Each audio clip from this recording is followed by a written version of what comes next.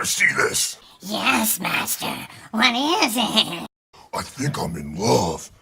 Look at this hot little tomato I just found on YouTube. She's perfect. She talks about quantum physics and everything. She's so nerd porn. Master? That's Orphan Red. Yeah, I know. She is such an awesome skeptic. Listen to this.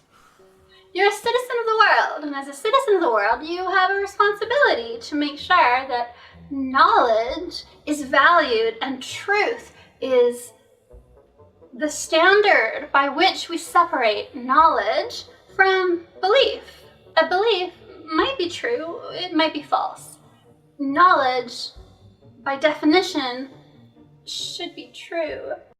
Wow, did you hear that? I couldn't have said that better myself. God, she's so awesome. I mean, look at her. She has such class. Look at that dress.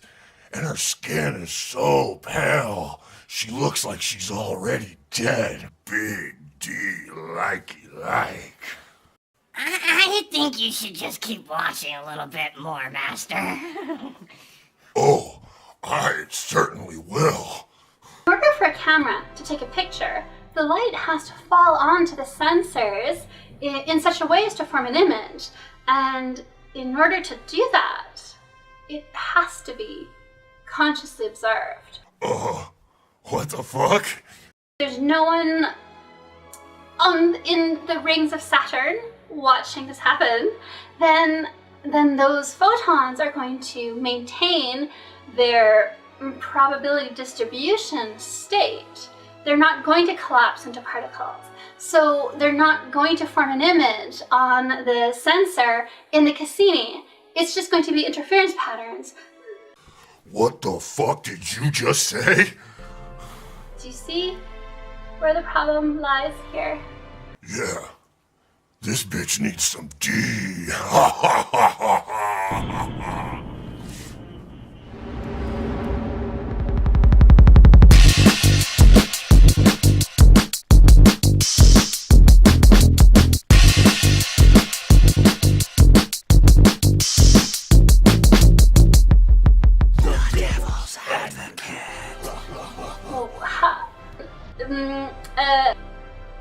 I forget how to do an intro. Let me just start by saying that I think Orphan Red is a very likable girl. She seems really sweet. I just can't let her bastardize quantum physics. Instead of just ripping on her, I'm going to take this opportunity to try to explain to her the things that she has misunderstood. It's obvious that she honestly believes what she's saying, and that's what makes her all the more dangerous. So let's watch a little bit of her video and see if I can point out where she went wrong. There's no one in the rings of Saturn watching this happen, then those photons are going to maintain their probability distribution state. They're not going to collapse into particles. So they're not going to form an image on the sensor in the Cassini. It's just going to be interference patterns. I think the point she's trying to get across here is that because of the dualistic nature of subatomic particles, it would be impossible for us to gather an image without a conscious observer. This is almost brilliant in a way, if it were true. And it's really not her fault. The media has really misrepresented how the observer effect works. It has really nothing to do with conscious observers. More, it's about the interaction between subatomic particles as we make our measurements. Disrupts the natural path, or the quantum state, of the quanta being observed. And this is because the particles being measured are so tiny in fact, that even another photon's energy can disrupt the quantum state and change the behavior of the particle. And this is because of how we make our measurements. Say I want to observe which slit the photon went through. In order to do that, I would need a camera or some device very close to the slit where the photon travels through. And the presence of this device will warp the space-time around it ever so slightly, thereby altering the path of the photon. And so therefore, as the sun emits the photons, and those photons bounce off of Saturn, and they bounce into the camera's collector, their path was predetermined long ago. And by the time it hits the camera, we should expect it to act as a normal photon. And that is what produces the beautiful images that we get from NASA. There are no wizards here, there is no magic. It's just normal, everyday physics at that point. She also talks about collapsing the probability wave. I think she's a bit confused here. When physicists talk about the distribution of the wave function, what they're referring to is the inability to know both a particle's position and its momentum. It has nothing to do with particle-wave duality. And this relates back to what I said earlier regarding how we make our measurements. Because the particles are so small, just measuring one property of the particle ruins the other properties. So if we want to know its position, then we mess up its speed and its course, and so therefore we don't know its momentum anymore. The more we know its position, the less we know its momentum, and vice versa. I'm going to find some high-level sources for you and put them in the description under the word camera. So there are two possibilities. Possibility number one, NASA is lying to you. Those images are not taken by some spacecraft out in the middle of interplanetary space taking pictures of unwitnessed photon distribution probability waves. Probability number two, the Cassini spacecraft takes a picture. The photons, unobserved, unwitnessed, are in a superposition state. They're in a probability distribution. So basically the sensor just gets an interference pattern. So there's no image.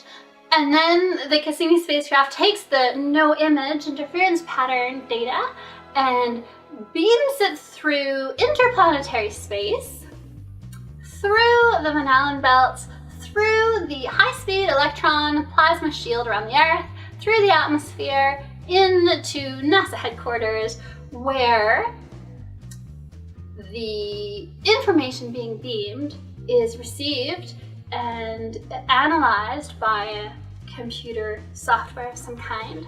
And then that computer software of some kind takes the information and translates it into an image.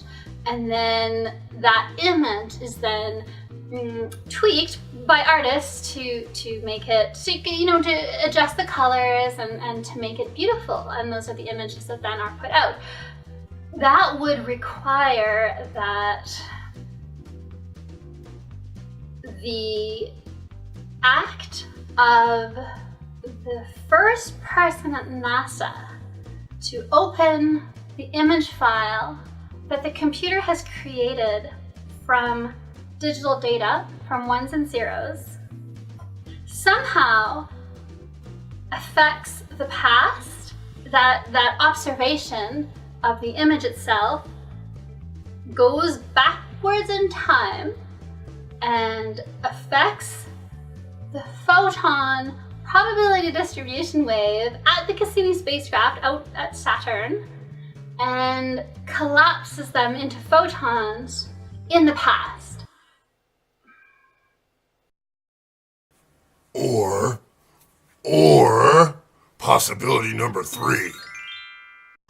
Orphan Red can't quantum. In IT, we would say the problem exists between the keyboard and the chair.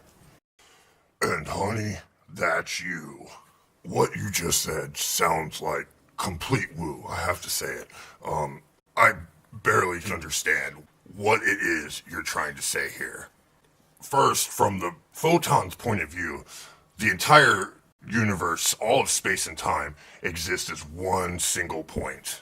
From a relativistic reference frame, Time is actually what they call a fictitious variable. It's different for different observers in different relativistic frames. But that has nothing to do with what you just said. What your problem is that you don't really understand how quantum physics works. And I can understand that. I mean, girl, you think the Earth is flat and gravity doesn't exist. So it's kind of disingenuous of you to sit here and tell me about how quantum physics works when you don't even believe in the tools we use to examine the universe. But I'm going to be nice here. I'm leaving some links in the description to the Science Asylum. They have some very high-level videos about physics and relativity and quantum, and it's really easy to understand, and I think you should watch them. I hope you can learn from all this and see that real science is far more beautiful and fascinating than, well, the bullshit you peddle. And when that day comes, I'll be proud to call you my friend.